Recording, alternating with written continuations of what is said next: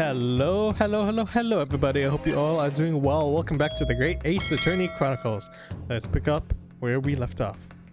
Perhaps we can dispense with the tedious preamble and simply answer this one question. A third bullet has been identified at the scene of the crime. What do you make of that? Make of it, Gov? I didn't make nothing of it. I can't. Is it one of yours? Go blimey, goalie gun, not a chance. In that case, do you have an accomplice? What? What? Never! The Skulkin brothers work alone! It's just the two of us, that's our trademark! How soon we forget poor Sulky. Only 2 of the bullets from the crime scene originated from the firearms we have in evidence. The 3rd bullet was fired from another gun. Where is it? Not me, that's a head scratcher. Counsel for the defense. Yes. I'd like to hear your thoughts regards these new developments. The 3rd bullet and the mysterious missing firearm, from whence it came. Thinking back over all the testimonies we've heard and all the evidence we've seen, I think I'm starting to form a picture. A picture of what really happened that night. My lord, I think it is clear what this 3rd bullet tells us about the Skulkin brothers. Let's see. They did not have another gun. I can cross that out. It could be that this has nothing to do with them, or they had a secret accomplice. Ooh, I'm gonna save here. Let us save a bit.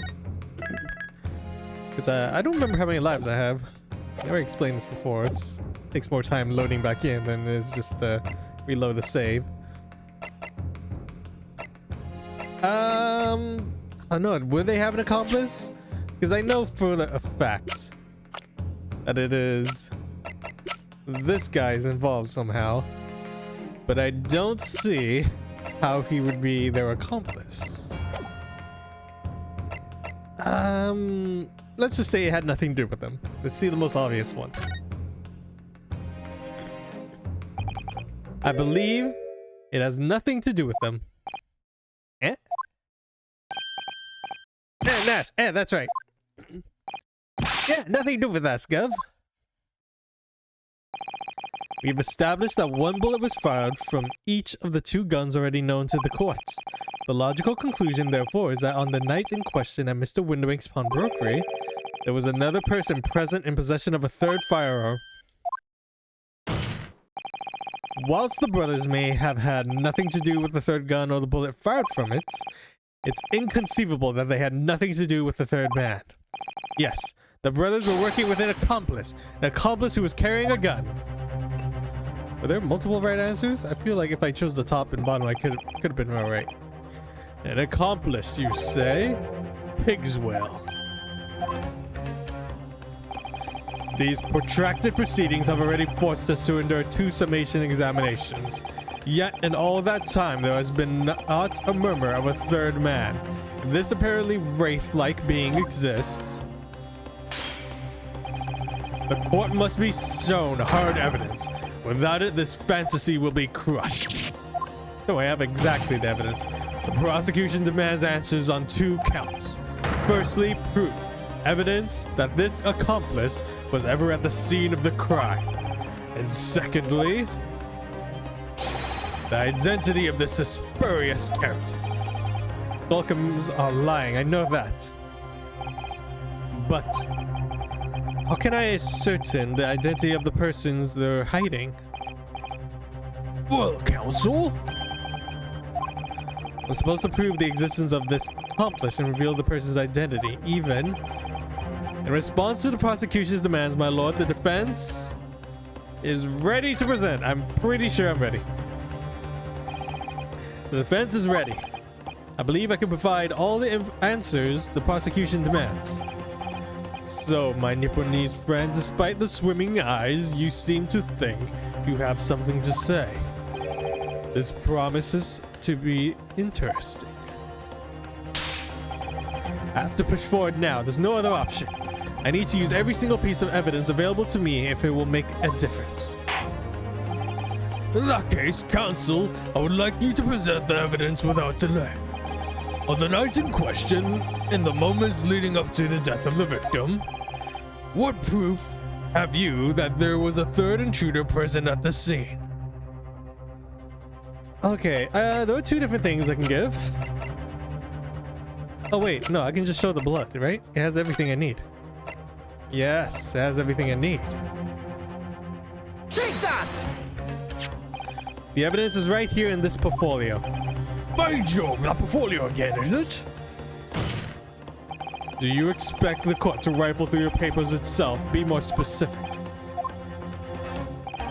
You claim one of those blood samples proved the presence of this third intruder. Well, which one is it? I think there's two right answers here. So let's start with the most obvious one. There was blood at the crime scene.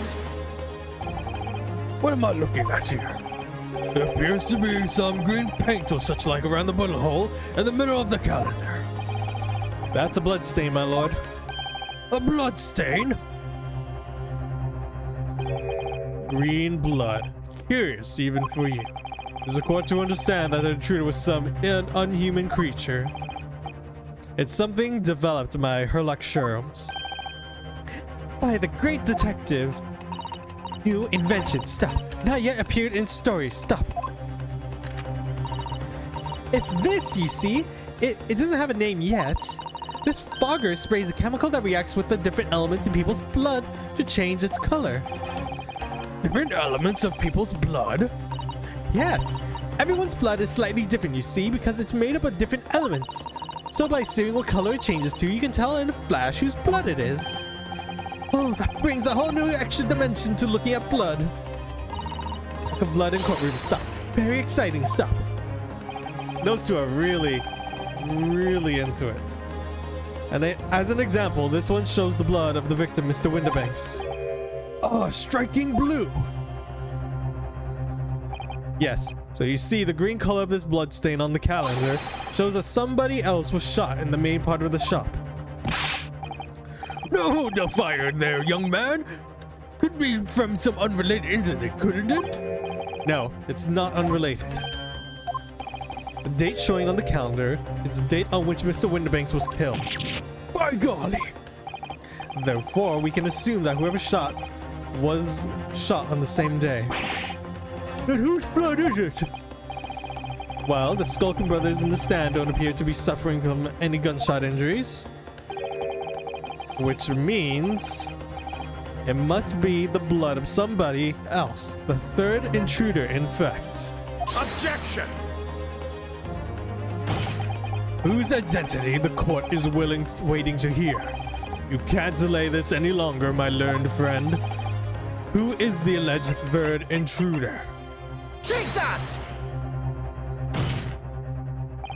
The man's name is Egbert Benedict. Egbert Benedict? Who on earth are you talking about, counsel? He paid a visit to Winterbank's pawnbrokery on the afternoon before the incident took place. When the accused attempted to deceive the pawnbroker into releasing this article into her possession. That's right.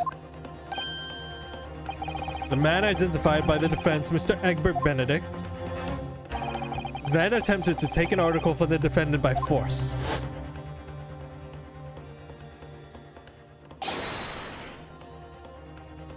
Broker. Yes, sir. I believe this filthy pickpocket has just redeemed an article from you, no? Yes, The article in question belongs to me. I demand for it to be returned at once. Now that's a lie. What are you trying to pull? Give me back my overcoat, you rascal. And needless to say,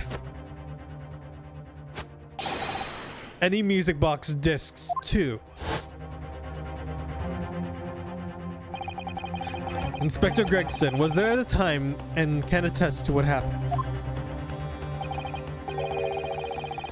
In the end, it was the inspector himself who took the disc. Can you corroborate this account, Inspector? Yes, my lord, that's more or less of what happened. And in the interest of being thorough, I asked Windobanks for a print showing the fellow. Take it from one of the red-handed recorders, gubbishness. Yes, that's him. Talking to Mr. Windobanks that morning. And you claim this man is the brother's accomplice? Well, Mr. and Mrs. Skulkin. Never seen that geezer before in my life. On me life, never seen him. Well, somewhat unsurprisingly, it appears our witnesses disagree with the assertion. I'm sure your lordship recalls my learned Nipponese friend's actual assertion, which was that he could prove the identity of the alleged accomplice. Yes, and I can. Now show us the evidence. I agree, we must see the proof that clean-cut gentleman in the photograph is the filthy criminal you say he is. This is the last piece of evidence. I've had a feeling that something has been missing in this trial from the very start, but now I'm going to drag it kicking and screaming into the courtroom. Are you ready to present your answer to the court then, counsel? Yes, my lord. The defense will present the evidence now. Proof that the man pictured in this photograph print was in fact struck by the third bullet. Yeah, I mean, it has to be this. Better save up just in case. Yeah, my throat. I don't think my voice has been all that good today. But we're just having fun playing this game, which is really fun. Take that! I do enjoy this game. I'm surprised I didn't get into Ace Attorney much sooner. As I mentioned before, on the afternoon of the day in question, the defendant attempted, deceitfully, admittedly, to reclaim this disc from Windobanks. Which is when the aforementioned Egbert Benedict appeared on the scene, I believe. This man then attempted to purloin the article from the defendant's possession, no? That's correct, my lord. I myself was present at the time. It was following this that a minor incident occurred. But of course, sir, here's the disc for you. Very well.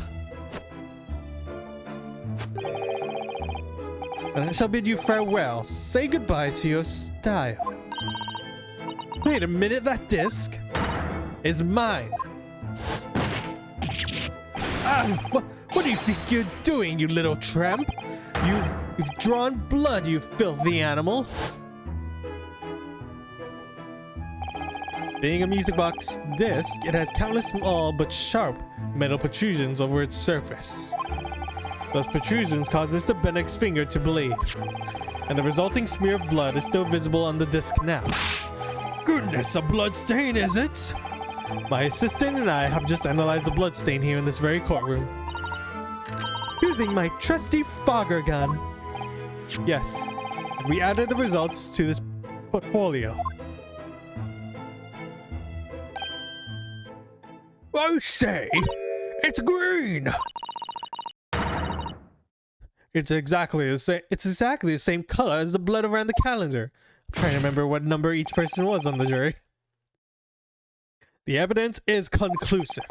The man calling himself Mr. Egbert Benedict, who was in Windobanks earlier in the day, is the accomplice who was present at the scene of the crime that same night. So there was someone else there. Look at those two brothers now. They're sweating buckets. Oi, what are you talking about? It's boiling in here. My lord, it is an opinion of the defense that Mr. Egbert Benedict should be summoned to the courtroom to testify.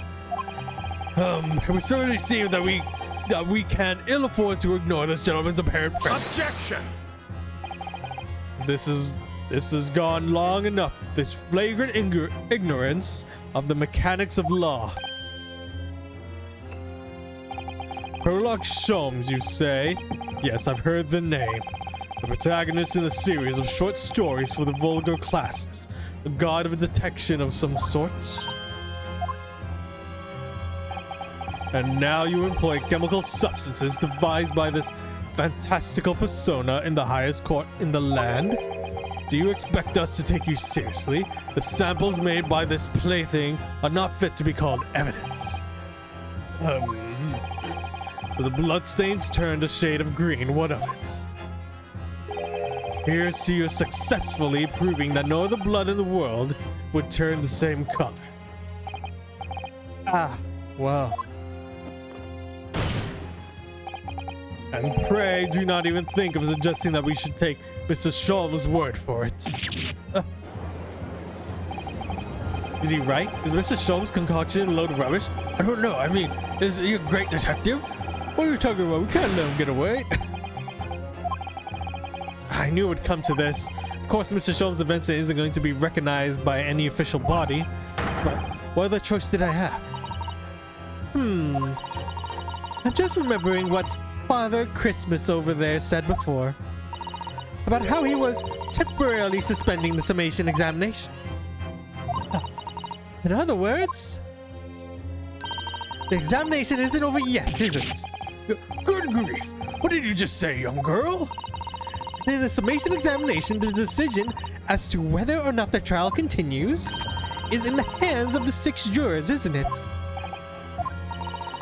The way I see it, it doesn't matter what certain other people think of Hurley's invention. At least, not from now. Yes, she's right. Young lady, you have quite the devious mind. It really just comes down to one thing. Whether these ladies and gentlemen of the jury are convinced by what you say, Ryuno. Is that about right, would you say, or did I misunderstand something? Unbelievable. Mr. Sholm's partner is a force to be reckoned with. Iris Wilson's sharpshooter. After that shrewd persist of the situation from an entirely unexpected source, it must be acknowledged that the previous summation examination has yet to reach its conclusion. This is absurd. Ladies and gentlemen of the jury, the court now looks to you for your final leans in this matter. As proud citizens of Her Majesty's Britain, I'm sure you will come to fair and just conclusion. So then, state your final decision. Not guilty. Not guilty. Not guilty. Guilty. Guilty! Not guilty.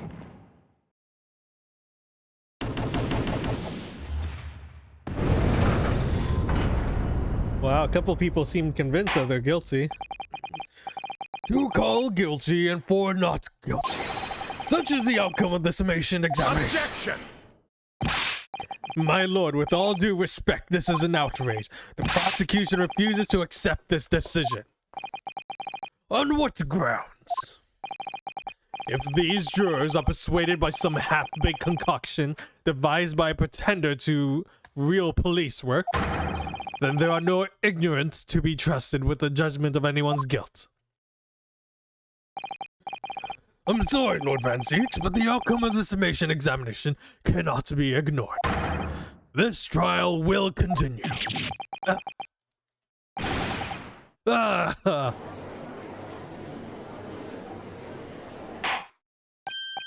Nevertheless, we find ourselves in a rather awkward situation. The defense has very reasonably requested the subpoena of a new witness. But sadly, I fear that will be impossible. What? The name of the gentleman gave for himself, Egg Benedict, is quite clearly false. Don't believe it. Just when I managed to prove the man was there that night.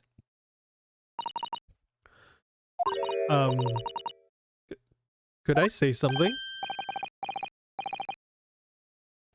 Who is that? Please, who spoke? It was me, my lord. Juror number 5. Whatever you say, madam. If possible, Inspector. Me, ma'am? I wonder if you might show this photographic print to me again. The one in which the gentleman is shown. Right, this one, you mean? Of Mr. Benedict? Yes. There's no doubt in my mind. Juror number 5, you don't mean to say you know this man? Yes, I know him. What? No. Good gracious! Wow, isn't that lucky? What a stroke of luck. Order! Order! Juror number 5, how on earth? I'm a communications officer. Stop. As we can clearly see, the gentleman in this photograph is stop. Also, a communications officer. Stop. He works in my office. Stop. Oh. A very talented operator, in fact. Stop. He should be in the communication station now. Stop. Typing away on the telegram. Stop. This doesn't seem right somehow. I can't put my finger on it, but why doesn't it feel right? I suppose we all imagine the accomplice would be some sort of hardened criminal. It's a bit unexpected to find that he has a respectable job by day, whatever he gets up to at night. Yes, I suppose that's it. I suppose that's why I felt something was wrong. The gentleman is at London's communication station. We should be able to subpoena him within the hour. Lord Van Zeeks, if you please. Yes, my lord.